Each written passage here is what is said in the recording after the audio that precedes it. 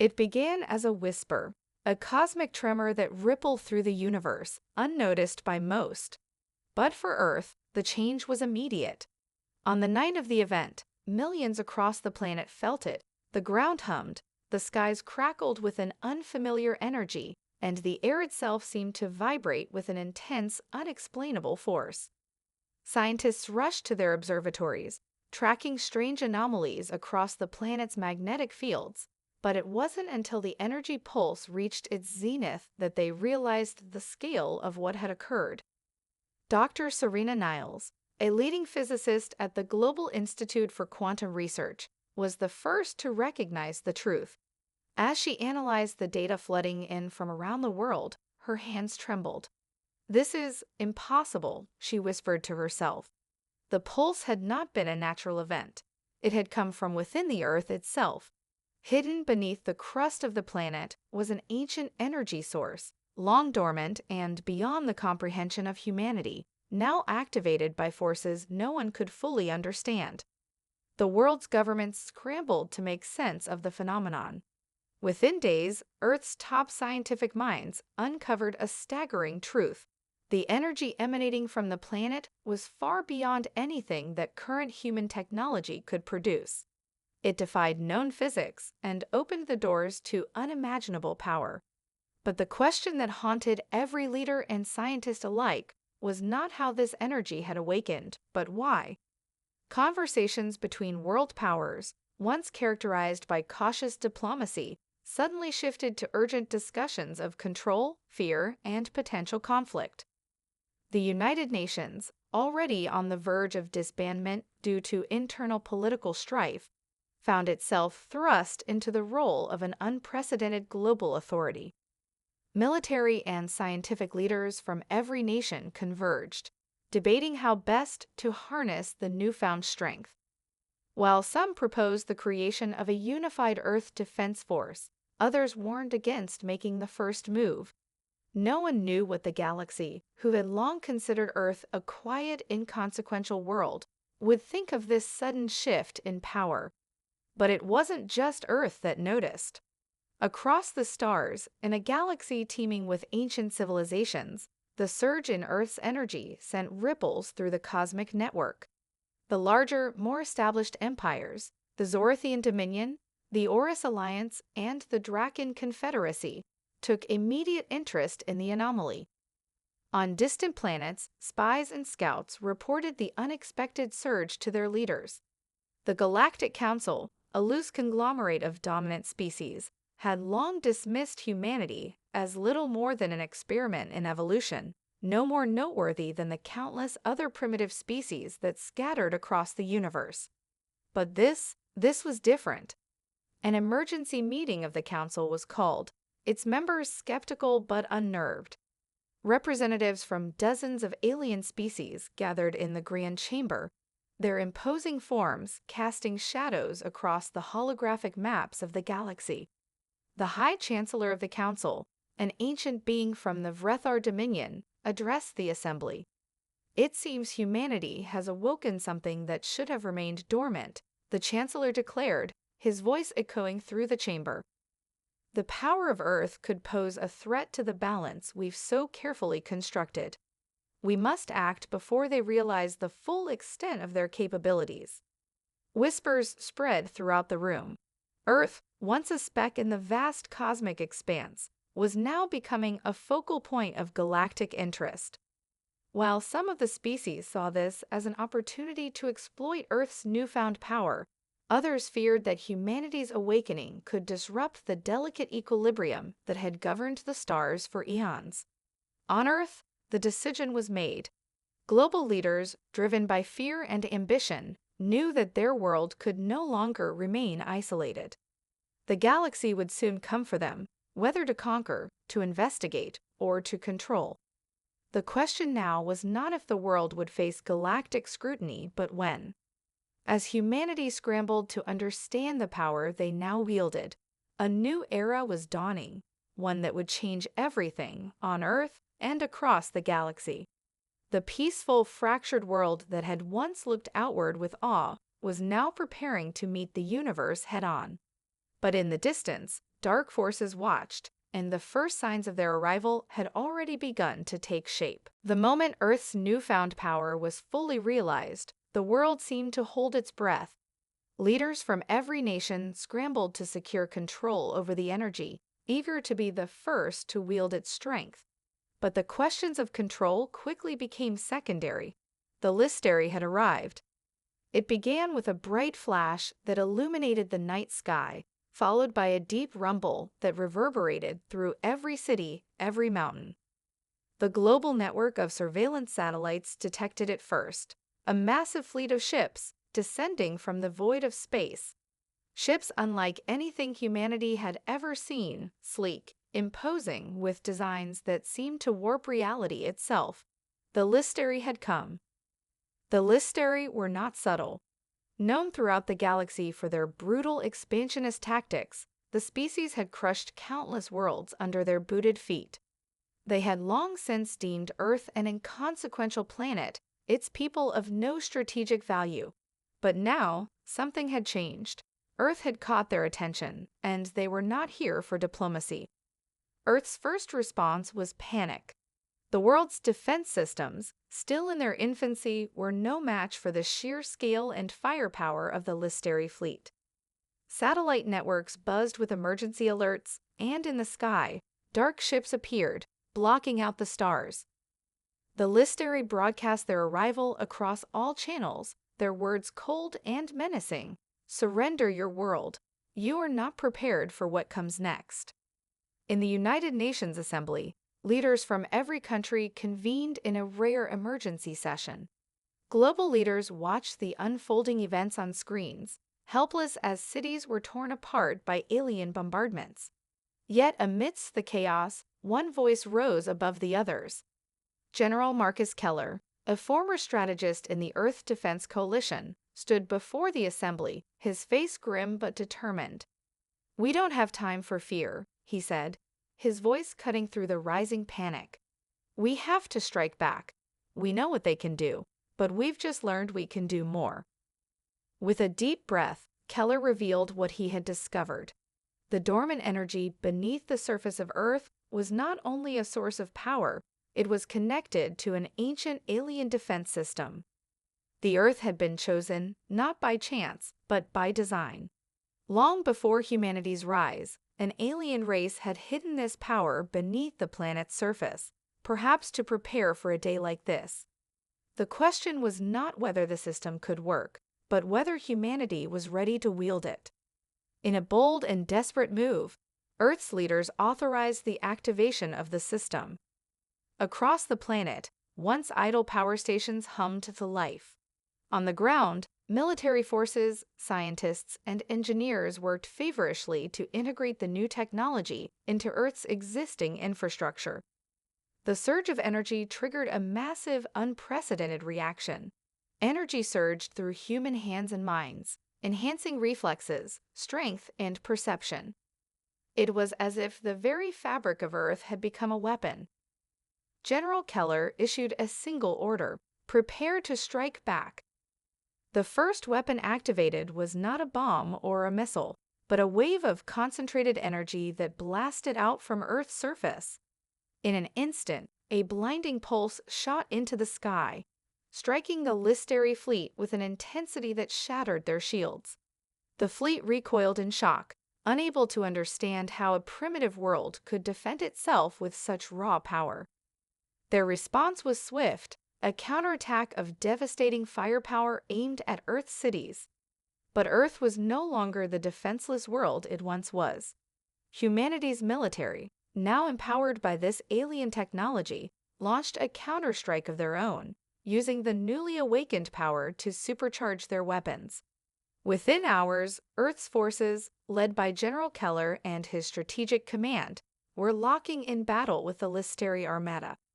As human ships fought valiantly to defend their home, the Listeri began to feel the pressure. For the first time in centuries, they were facing a species that refused to bow. The Listeri commander, an imposing figure known only as Vrax, stood at the helm of his command ship. He was used to conquering worlds with ease. But Earth's resistance left him with a singular, burning question: how? How had a species so primitive become such a formidable adversary? As the battle raged on, Vrax's mind began to race. This was no ordinary world. The pulse of energy that had emerged from Earth was not just a weapon, it was a signal. A signal that would echo through the galaxy, setting off a chain of events no one, not even the mighty Listari, could control. The battle over Earth was far from over, but the tide had already begun to shift. For the first time, the galaxy was witnessing a species, humanity, standing its ground against a power that had crushed countless civilizations in its wake. The Listari fleet had been forced into retreat, not because they lacked power, but because Earth's response had been unlike anything they had anticipated. In the aftermath of the initial skirmishes, Earth's cities were in ruins, and the world was gripped by both triumph and terror. The global unity formed under the threat of invasion was fragile at best, but the overwhelming surge of energy had bonded humanity in a way that had never been seen before. Nations set aside their divisions, their fears, and their greed. For the first time, there was a singular purpose: to survive, to fight, and to protect their world. The key to humanity's newfound strength lay in the energy that had awoken beneath Earth's crust. Scientists, working alongside military engineers and historians, soon began to decipher the ancient technology that had triggered the power surge. It was not merely a weapon, it was a network deeply ingrained into the very structure of the planet. The system, once believed to be an alien artifact, was much older than they had imagined. It seemed to resonate with the planet itself, attuned to humanity in ways that no one could fully comprehend. Dr. Serena Niles, leading the research efforts, was astounded by the connection. "This isn't just technology," she said, her voice filled with wonder and fear. "This is symbiosis.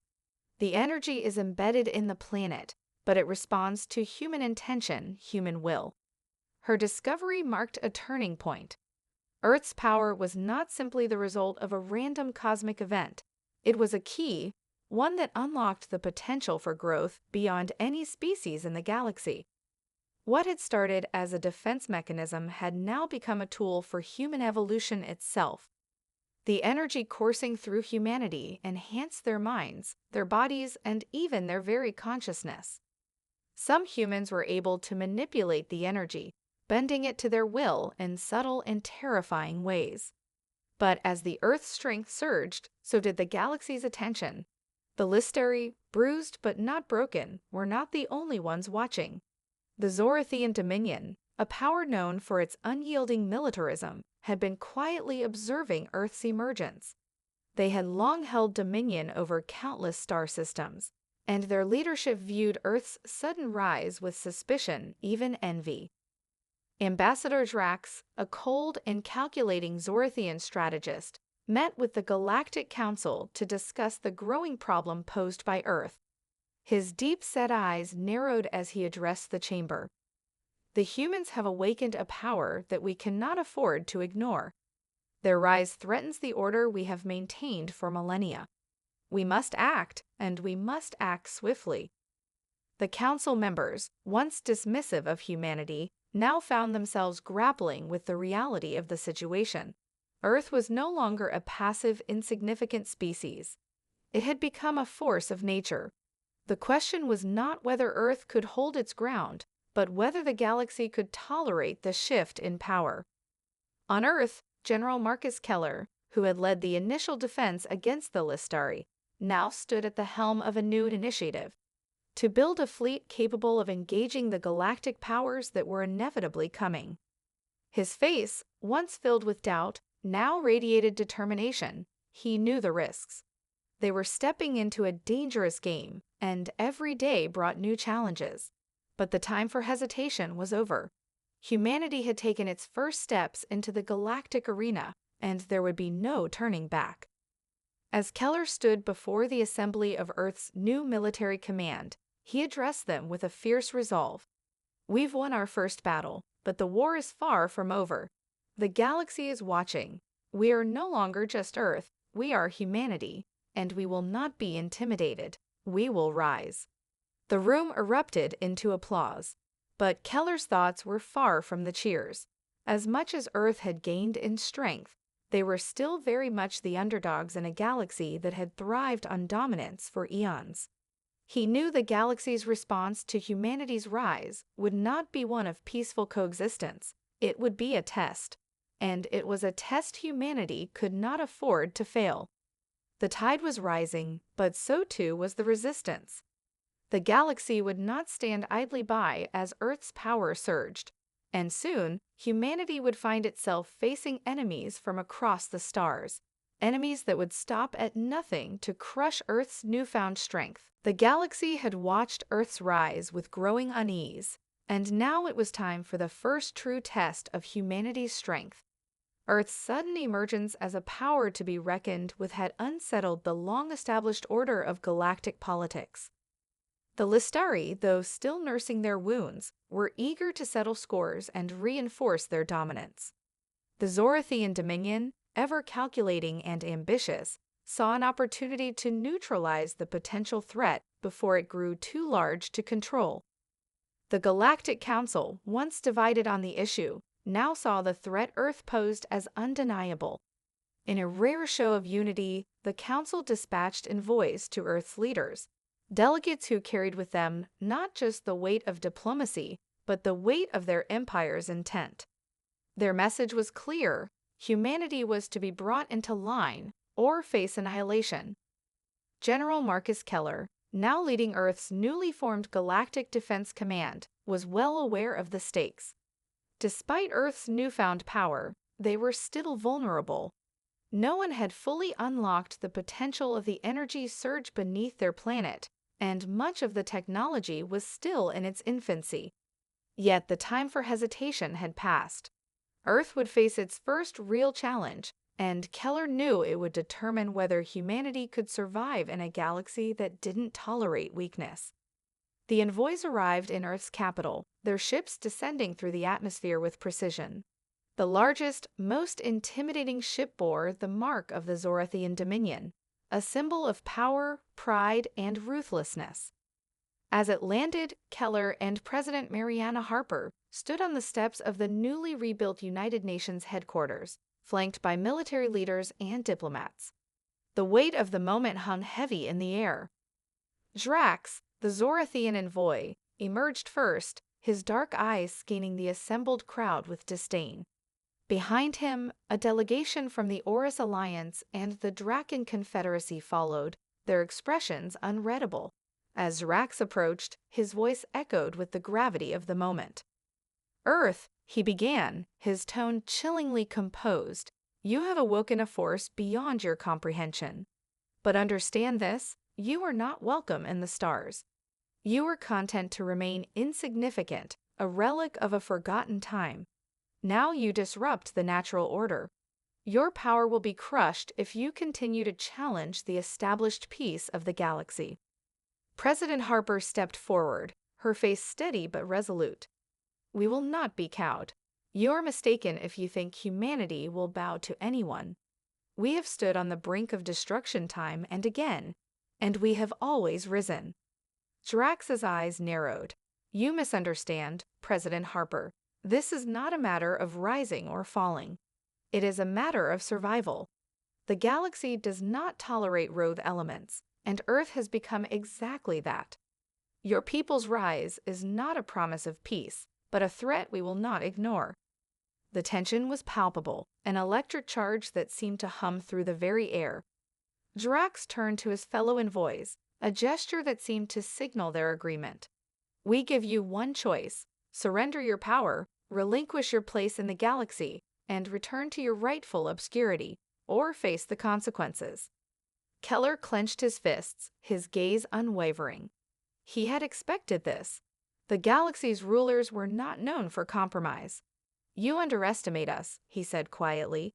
"We will not surrender. Earth will fight for its place in the galaxy." The envoys' faces remained impassive, but their silence spoke volumes. They had expected resistance, but they had not anticipated this kind of defiance. With a flick of Zrax's hand, the delegates turned and boarded their ships, their departure as swift and decisive as their arrival. The message had been delivered, and the countdown had begun. Behind closed doors, Earth's leaders and military commanders met in secret, formulating their response. Earth had just been given an ultimatum, and the choices were clear: submit or fight. The peaceful resolution that had been hoped for seemed more distant than ever. The galaxy would not stand idly by while Earth grew stronger. It was only a matter of time before the first battle was fought. Meanwhile, on the edges of known space, a dark figure observed the growing unrest. A leader of the Listari, known as Vrax, had been watching Earth's rise with interest. He had not forgotten the defeat at Earth's hands, and his mind simmered with plans for retribution.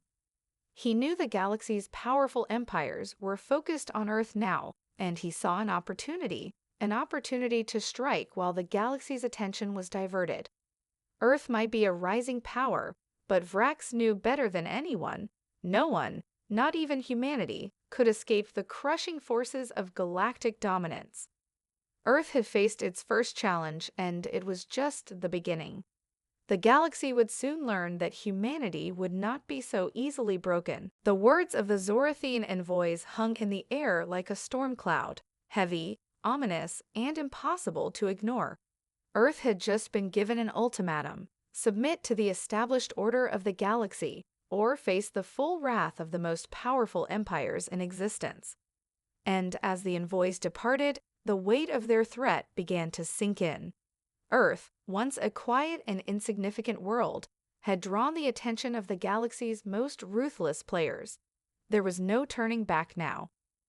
General Marcus Keller stood before the War Council, his gaze intense as he scanned the faces of the military leaders around him. "This is it," he said, his voice cutting through the room's tense silence.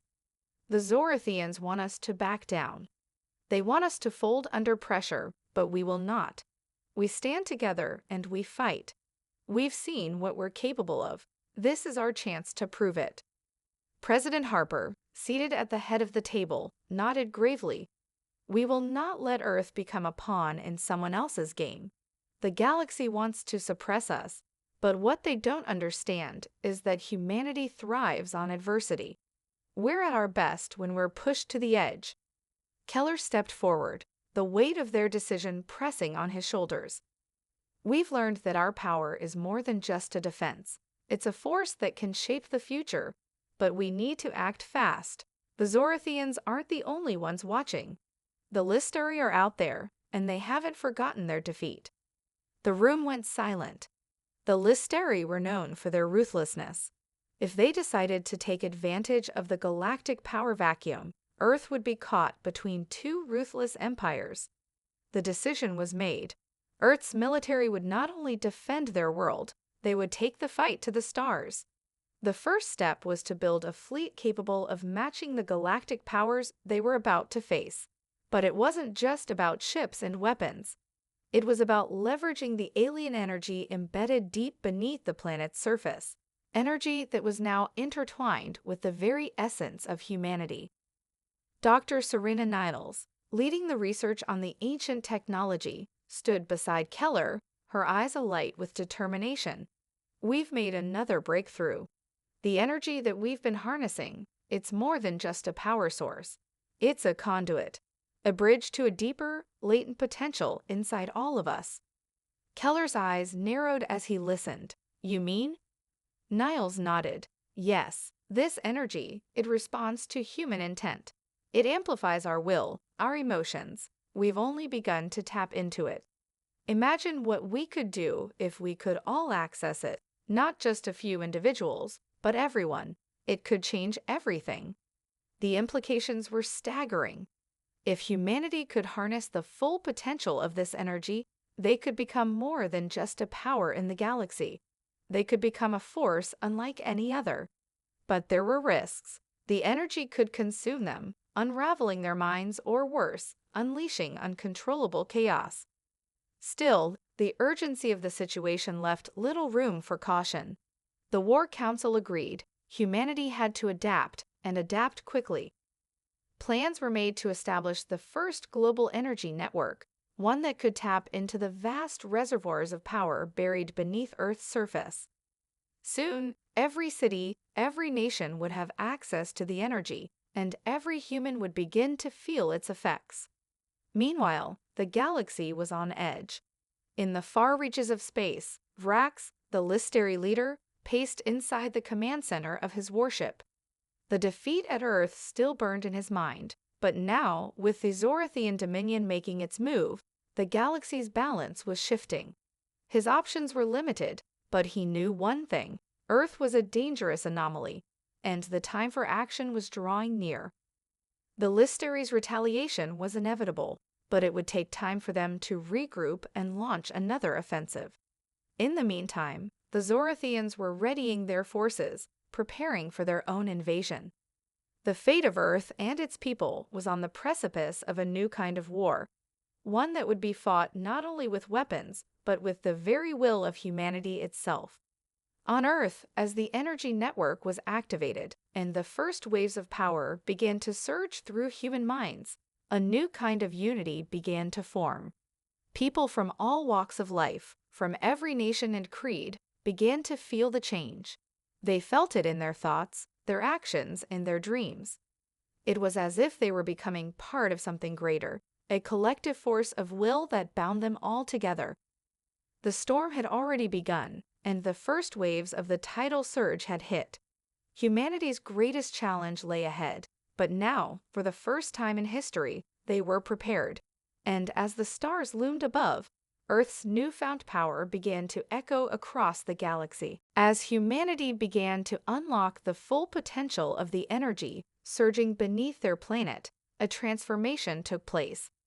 The energy didn't just enhance physical strength or intellectual capacity, it changed humanity's very nature. People began to tap into new abilities, some subtle and others more powerful than they could comprehend. In the streets of major cities, people found themselves capable of feats they had never dreamed of before. Lifting objects with a mere thought, seeing through walls, and communicating without speaking. It was as though the very fabric of existence had become more malleable, and humanity was learning to reshape it. Yet, with this newfound power came unforeseen dangers. There were those who struggled to control the energy, and as the surge amplified, so did the risks. The energy was unpredictable, and while some grew stronger and more connected to the world around them, others were consumed by it. The human mind was not prepared for such a profound shift. As the potential to bend reality grew, so did the darker impulses of those who couldn't manage the overwhelming force. Dr. Serena Niles, still at the forefront of research into the energy's origins and capabilities, worked tirelessly to understand the deeper connection between humanity and the energy. Her team had already witnessed a few frightening cases of people succumbing to the energy's overwhelming pull. They had witnessed an individual use the energy to tear apart a building in a fit of rage, unable to control the force they had unleashed. The risks were clear, but Niles remained optimistic that with time, the human race would adapt and harness the power properly. The potential for good is enormous, Niles said during a briefing to the Earth Defense Command, but we must be vigilant. There are those who will misuse this energy. If we don't control its distribution and ensure proper guidance, we could end up tearing our world apart from the inside. Keller stood beside her, his face stern but understanding. We've seen the consequences of unchecked power before. We won't make that mistake. We'll make sure humanity learns to control it. But as Earth began its journey into this new era, its enemies were not idle. The Zorathian Dominion, frustrated by their inability to contain Earth's rise, decided to take action. Ambassador Zrax's words had been just the beginning. The Dominion was preparing for war, an all-out assault on Earth to prevent humanity from becoming a galactic power. The Zorathians believed that once they crushed Earth, they would send a message to the rest of the galaxy that defiance would not be tolerated. Yet Zrax was not the only one plotting. Far from Earth's orbit, a new and dangerous force was stirring. The Lysteri, wounded but far from defeated, had quietly begun rebuilding their fleet. Their commander, Vrax, still seethed with the memory of his fleet's humiliation at Earth's hands. He had never taken defeat well, and his thirst for vengeance was only matched by his strategic brilliance. Vrax knew that the longer Earth was left unchecked, the more powerful it would become. The only solution was to strike quickly and decisively, before humanity could fully control the energy that had turned the tide in their favor. Earth is a threat, and threats must be eliminated. Vrax murmured to his advisors aboard his flagship, the Dreadfire, "Prepare the fleet. The galaxy will bow to the Lysteri again. This time, we will not fail." In response, the Lysteri moved swiftly, building a fleet even larger and more powerful than the one they had used to invade Earth months earlier. They knew Earth's defenses were formidable, but they also understood the limits of humanity's newfound power. The energy that had given them strength had not yet been fully understood, and there were cracks in the armor. Vrax believed he could exploit those weaknesses before humanity could consolidate its gains. Back on Earth, tensions were rising. The global energy network was now fully operational, and the first human-made ships powered by the energy were ready for launch. A fleet was being formed, a fleet capable of defending Earth and challenging the galactic powers that sought to enslave it. But the final piece of the puzzle remained out of reach: the perfect synchronization of human will with the energy itself. President Harper addressed the world through a live broadcast, her face a mixture of resolve and hope. "We stand on the precipice of a new era. We've awakened a force unlike any the galaxy has ever seen, and we will not be intimidated. Earth will fight to preserve our place in the stars, and we will not back down." The speech galvanized humanity. Around the world, people stood together, ready to defend their home, ready to fight back against the forces that sought to suppress them. But they would need to stand united, not just with weapons, but with a shared understanding of the power they now wielded. As Earth's enemies prepared for war, humanity faced its own internal battle, the struggle to control the very power that had sparked their revolution. The storm of conflict was about to break, and no one, not even the stars themselves, could predict the outcome. The first waves of conflict were upon them, and the battle for Earth's future would be fought on multiple fronts. Humanity had awakened a force that was now both their greatest strength and their most dangerous liability.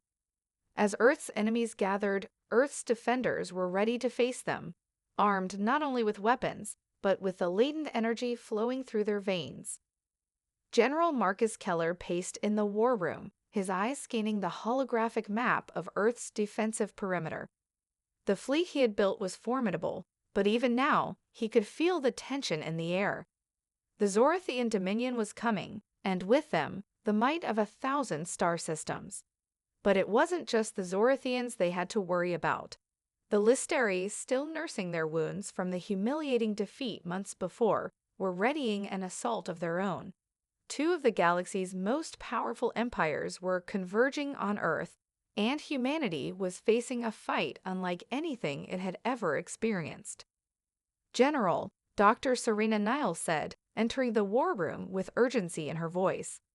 "The energy network, it's amplifying at an unprecedented rate. We've never seen anything like this before. It's spreading faster than we anticipated. The power is becoming erratic." Keller turned to her, his face tight with concern. "What does that mean? Are we at risk of losing control?" "I don't know," Niles replied, her brow furrowed. "It's growing stronger, but without a stable synchronization of mind and energy, we could lose everything. If we can't control it, the energy could tear us apart." Keller's mind raced. They had always known the risks of harnessing such immense power, but now it was clear that humanity was in uncharted territory. There was no playbook for this kind of war. The only thing they could rely on was their determination to survive, and the conviction that they had a right to exist as more than pawns in the galactic game. "Then we need to stabilize it," Keller said, his voice hardening with resolve. We can't afford any more mistakes." Meanwhile, in the vast expanse of space, the enemy fleets were mobilizing. The Zorathian armada, with its sleek, intimidating warships, moved towards Earth's orbit at lightning speed. Their flagship, the Dread Reaper, loomed as the center of their strike force. The Zorathians had decided to strike hard and fast, believing Earth's newly harnessed power was a fluke, an anomaly that would be crushed under the weight of superior military might. But Earth was not the same as it had been before the surge. Its fleet was now infused with the energy of the planet itself, and the humans manning their ships were more than soldiers, they were conduits of power. The ships, each powered by the same energy coursing through Earth's surface, were faster, stronger, and more deadly than anything the galaxy had ever seen. General Keller watched as the first wave of Zorathian ships arrived in Earth's orbit. "It's showtime," he muttered to himself. "Prepare for engagement." The battle that followed was unlike anything humanity had ever imagined. Earth's ships, though smaller and less numerous than the Zorathian fleet, were nimble and powered by the raw force of their world. The energy infused in their weapons made them more powerful than the Zorathians had expected. Massive bolts of energy, bright and destructive, streaked across the void, striking Zorathian ships with devastating accuracy. But even as Earth's ships clashed with the Zorathian forces, the true test of humanity's power had only just begun. On Earth, the chaos of the battle was felt everywhere. People connected through the global energy network could feel the strain of the conflict in their minds and bodies. Some could even hear the distant roar of space battles, though they were thousands of miles away. The surge of energy that had once been a beacon of hope was now something far more dangerous. The collective power of humanity was both a unifying force and a volatile one. And there were still those who, unable to control the flow of power, unleashed it recklessly, causing destruction that threatened to unravel the very fabric of civilization. Keller knew the situation was precarious. The battle in space was only part of the equation. On Earth, the struggle for control over the energy was just beginning.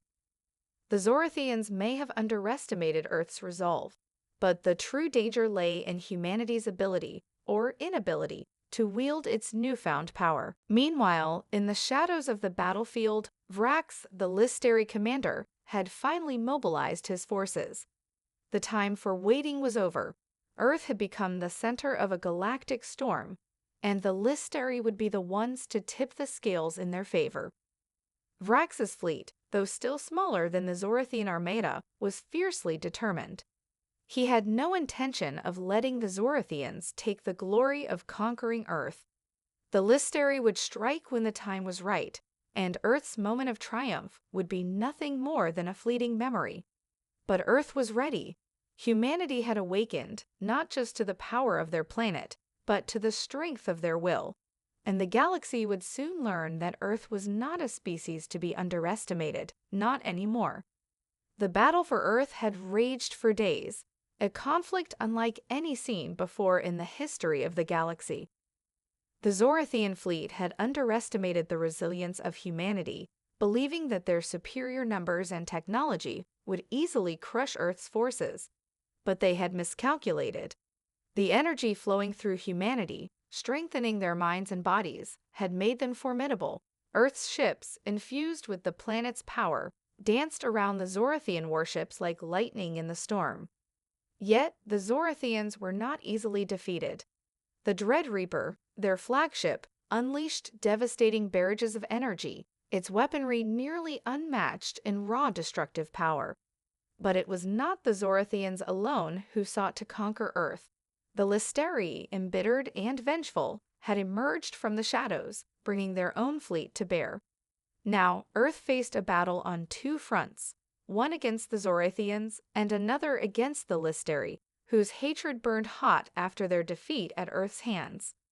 On the surface of Earth, the energy that had once been a symbol of hope had become a chaotic force. People across the globe felt the strain of the conflict, not just the physical toll of battle, but the mental weight of the energy surging through them.